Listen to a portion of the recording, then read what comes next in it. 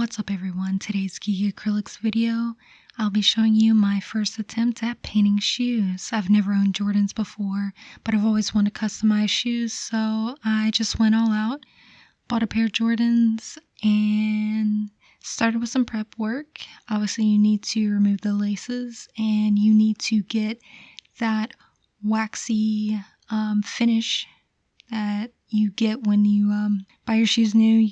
Straight from the factory, they're going to have kind of a waxy protective finish on them, and you want to get that off completely, otherwise your paint job isn't going to last. So you can use acetone.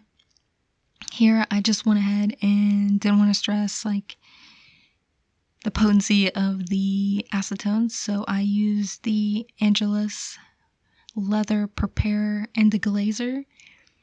And this stuff is still pretty dangerous. As you can see here, I'm showing you what not to do when getting the finish off your shoe. You see the bottle here is open. I left the cap off and it's really close, and I'm really clumsy. You don't want to do that. Put the cap back on or leave it away. The acetone, it's basically acetone, so I ended up dumping it everywhere, all over my cutting mat. You'll see I had to flip it over. The lines are blurred, smeared, ruined. So yeah, don't do that. Once you have the finish off your shoe, tape them up. Make sure you do the proper prep work. I wasn't too worried about painting. I just used a little frog tape around the bottom. If I was airbrushing, I would have took a little more care, obviously, in making sure that more was covered. But I'm pretty careful with my brushwork, so I just got the places where I was most concerned about. And for this, I applied flat black. You want to apply this in really thin coats. If I hadn't been using flat black, I would have needed to apply a duller additive into it, which you can also get from Angelus. Everything but the flat white and black is going to have a shine to it, so you want to mix a little duller in order to get a factory finish. Working in the thin coats keeps you from getting those nasty brush strokes or anything like that, and 2 to 3 coats will get the job done. Just be very careful if you are using duller. If you add too much in and you don't follow the directions, you're going to end up with a chalky, nasty finish that's absolutely going to ruin your paint job. So yeah, definitely glad I got the flat black. It really does give a factory finish. If I just painted these and didn't show anyone the paint process, they would think it was a factory finish. Like, Angelus paints are really good. So I'm really happy with the way that it turned out.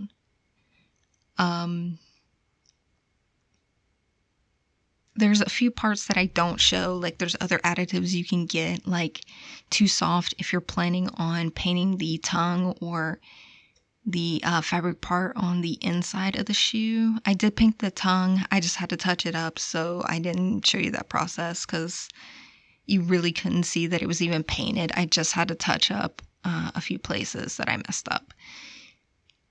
I did make my own stencils here.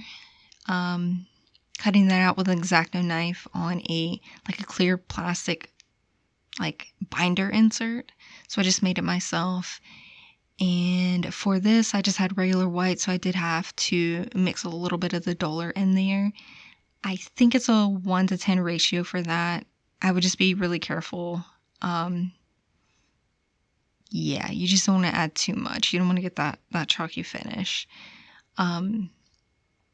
And the same goes when you're adding a finisher on as well. If you add a little bit of duller in. I started out with just a little bit. I wasn't sure if I had a 1 to 10 ratio. So I kind of just added a little bit in. And if it wasn't creating the dull effect that I wanted, I just added a little bit more and repeated the process. As far as the stenciling goes, I'm pretty happy with the way that it turned out. That was my first time even making a stencil. I did have to go in and clean it up, so I used a toothpick because that was thinner than what I was going to get with any of my brushes. Even my thinnest brush probably wasn't going to get super, super thin lines, so I used a toothpick. Shout out to the Toothpick Gang. And I even made my own bullet hole stencil, but every time I made a bullet hole, I kind of tilted it so like all the bullet holes weren't shaped and turned the exact same way.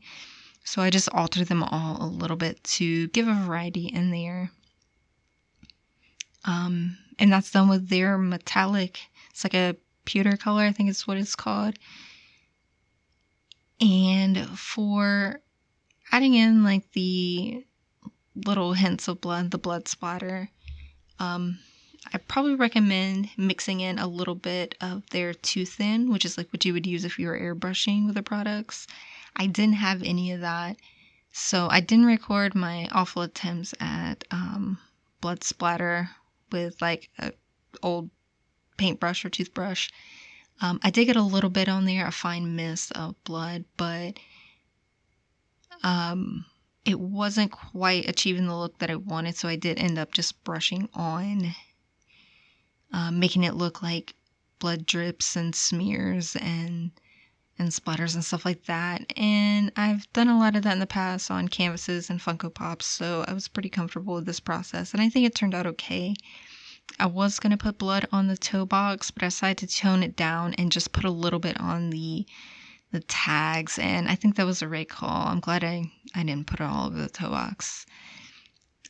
So yeah, here's the removing of the tape. This was the frog tape, and I really liked it. There was no bleeding on the sole, and there was no stickiness left after I removed the tape, which had been on for a couple of days. This was like probably a 4 or 5 day process that I did a little bit each night.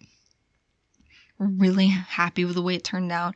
It really does look like a factory finish. I just couldn't be more pleased, given this was my first time, and I think it was because 1, I did do the appropriate like prep work, and 2, because Angelus Paints, like, I'm not sponsored in any way. This is my first time even using their products based off of, you know, other YouTubers and stuff that I watched, and I can see why they use it. It's not really that expensive for what you're getting, and it really does achieve a factory finish. Like, it's amazing. I love these paints. I can't wait to paint something else with them. Now, the only thing I will say is that their matte finisher, it's the most matte finish you'll get, but it's not really matte. It's still really shiny. It's not going to give you that factory look. However, mixing in a couple drops of the duller, again, like I said earlier, it was really hard to judge a 1-to-10 ratio in the little cup that I had. My first coat, it was still too shiny, and I was kind of unhappy with it, and I thought, well, I don't want to mix too much, so I was just slowly applying like 1 or 2 more drops here or there, mixing it in and testing it until I finally got the matte look I was trying to go for. You don't want to not put a finisher on it when you spent so much time putting a custom paint job on a pair of shoes. You want to make sure that they are wearable and protected. So I had to do it, and I'm glad I did put the extra coats on with a little bit more of the duller. Again, not too much. You don't want a chalky finish and ruin everything you did. But by the 2nd to 3rd coat, it definitely had a matte finish. There's a tiny bit of sheen to it more than what it had. But I'm pleased with it, and I love these shoes, and I can't wait to wear them and paint another pair. And yeah, if you enjoyed this video, make sure to thumbs up and let me know in the comments below if you have any questions, and subscribe if you want to see more. Thank you. Bye-bye.